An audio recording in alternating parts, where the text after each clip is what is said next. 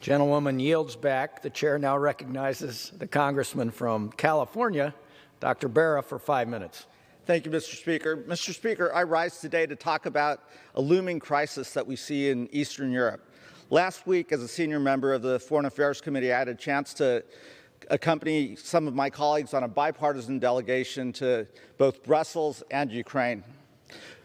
What I saw when we were in Ukraine, as we met with their senior leaders and President Zelensky, was a country that has resolve.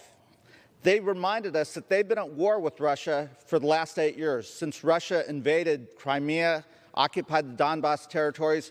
So this is a country that has been fighting Russia. They're prepared to defend themselves. You know, when I went out on the streets with my colleagues and we talked to ordinary Ukrainian citizens, there's a resolve. They have no intention of living under Soviet rule. They've tasted freedom.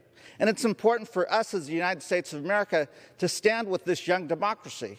We are the oldest democracy in the world. You know, when I've been asked by the media, why should the United States be concerned about what's happening in Eastern Europe? It's because we value those, the freedoms that we share. We value the liberty. We value the ability of individual citizens to choose their own path forward. That's what this is about. When we went to Brussels, we had a chance to meet with our NATO allies, with other members of the European Union.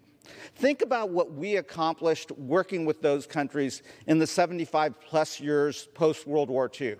We created peace on the European continent after 2 world wars. We created thriving democracies.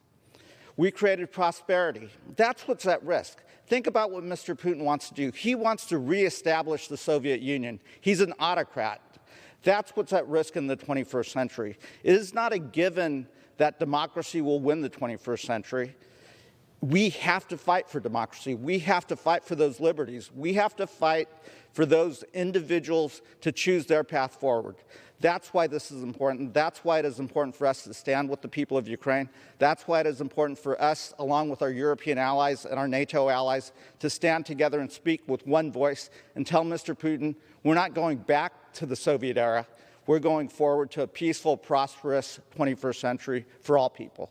Thank you, and Mr. Speaker, I yield back.